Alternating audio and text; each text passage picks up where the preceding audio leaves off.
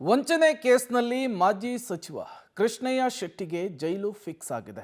ಜನಪ್ರತಿನಿಧಿಗಳ ವಿಶೇಷ ನ್ಯಾಯಾಲಯ ಮಹತ್ವದ ಆದೇಶವನ್ನು ಹೊರಡಿಸಿದೆ.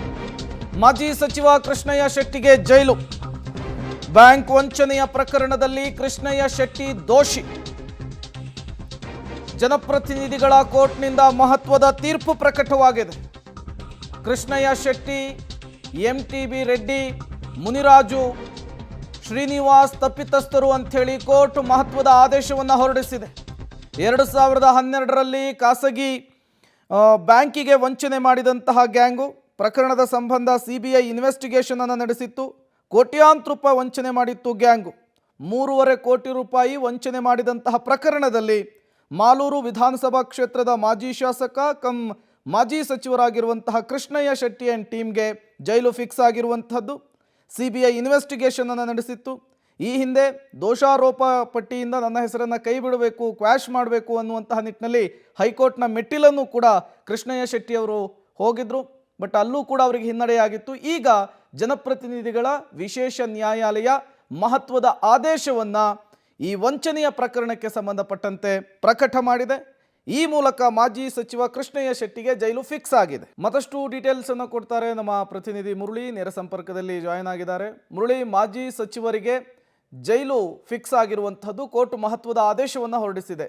ಈ ವಂಚನೆಯ ಪ್ರಕರಣದ ಹಿನ್ನೆಲೆ ಜೊತೆಗೆ ಶಿಕ್ಷೆಯ ಪ್ರಮಾಣ ಏನಾದರೂ ನಿಗದಿಯಾಗಿದೆಯಾ, ಹೇಗೆ ಅಂತ?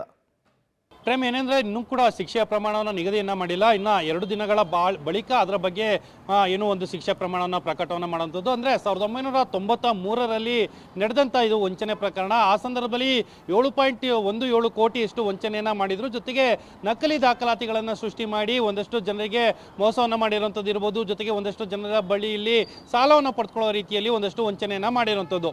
2008ರಲ್ಲಿ ಈ ಪ್ರಕರಣವನ್ನು ದಾಖಲು ಮಾಡಿಕೊಳ್ಳಾಗುತ್ತದೆ. 2008ರಲ್ಲಿ ಎಸ್ ಬಿ ಐ ಬ್ಯಾಂಕ್ ಏನಿತ್ತು, ಎಸ್ ಬಿ ಐ ಬ್ಯಾಂಕ್ನ ಮೂಲಕ ಒಂದಷ್ಟು ಮಾಹಿತಿಗಳು ಬಹಿರಂಗ ಆಗುವಂಥದ್ದು. ಅಂದರೆ ಇದೊಂದು ಕೋಆಪರೇಟಿವ್ ಬ್ಯಾಂಕ್ ಆಗಿತ್ತು. ಕೋಆಪರೇಟಿವ್ ಬ್ಯಾಂಕ್ 1993ಯಲ್ಲಿ ಇತ್ತು. ಅದಾದ ನಂತರ 2008ರಲ್ಲಿ ಎಸ್ ಬಿ ಐ ಬ್ಯಾಂಕ್ ಆಗಿ ಎಸ್ ಬಿ ಐ ಬ್ಯಾಂಕ್ನ ವ್ಯವಹಾರಗಳೆಲ್ಲ ಕೂಡ ಗೊತ್ತಾಗುವಂಥದ್ದು. ಆ ಸಂದರ್ಭದಲ್ಲಿ ಎಸ್ ಬಿ ಐ ಬ್ಯಾಂಕು ಒಂದು ಪ್ರಕರಣವನ್ನು ದಾಖಲನ್ನು ಮಾಡ್ತಾರೆ.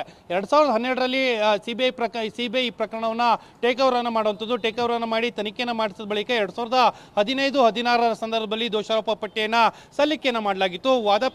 ಸುದೀರ್ಘವಾದ ವಾದ ಪ್ರತಿವಾದವನ್ನು ಆಲಿಸಿ ಕೃಷ್ಣಯ್ಯ ಶೆಟ್ಟಿ ಜೊತೆಗೆ ಸೇರಿದಂತೆ 3 ಜನ ಆರೋಪಿಗಳೇನಿದ್ದಾರೆ, ಅಂದರೆ ಟೋಟಲ್ 4 ಜನ ಆರೋಪಿಗಳು, ಅದರಲ್ಲಿ ಕೃಷ್ಣಯ್ಯ ಶೆಟ್ಟಿಯು ಸೇರಿದಂತೆ ಎಲ್ಲರೂ ಕೂಡ ದೋಷಿ ಅಂತೇಳಿ ಈಗಾಗಲೇ ಏನೋ ಒಂದು ಆದೇಶವನ್ನು ಮಾಡಲಾಗಿರುವಂಥದ್ದು. ಶಿಕ್ಷೆ ಪ್ರಮಾಣವನ್ನು ಬಹುತೇಕ ನಾಳೆ ಅಥವಾ ನಾಡಿದ್ದು ಒಂದು ವಾದ ಪ್ರತಿವಾದವನ್ನು ಆಲಿಸಿ ಎಷ್ಟು ಶಿಕ್ಷೆ ಪ್ರಮಾಣವನ್ನು ಕೊಡಬೇಕು. ಯಾಕಂದರೆ ಇದು 420 ಕೇಸ್ ಮತ್ತು ಫೋರ್ಜರಿ ಕೇಸ್ ಆಗಿರೋ ಹಿನ್ನೆಲೆಯಲ್ಲಿ ಅತಿ ಹೆಚ್ಚು ಶಿಕ್ಷೆ ಪ್ರಮಾಣ ಅಂತ ಅಂದರೆ 7 ವರ್ಷಗಳ ಕಾಲ ಮಾತ್ರ ಇರುವಂಥದ್ದು. ಆ ಹಿನ್ನೆಲೆಯಲ್ಲಿ ವಾದ ಪ್ರತಿವಾದವನ್ನು ಆಲಿಸಿ ಕೋರ್ಟ್ ಎಷ್ಟು ವರ್ಷಗಳ ಕಾಲ ಶಿಕ್ಷೆಯನ್ನು ಪ್ರಕಟವನ್ನು ಮಾಡುತ್ತೆ ಅನ್ನೋದ್ರ ಬಗ್ಗೆ ಕಾದು ನೋಡಬೇಕಾಗಿರುವಂಥದ್ದು. Prem, okay, thank you Murali ತಮ್ಮೆಲ್ಲ ಮಾಹಿತಿಗಾಗಿ.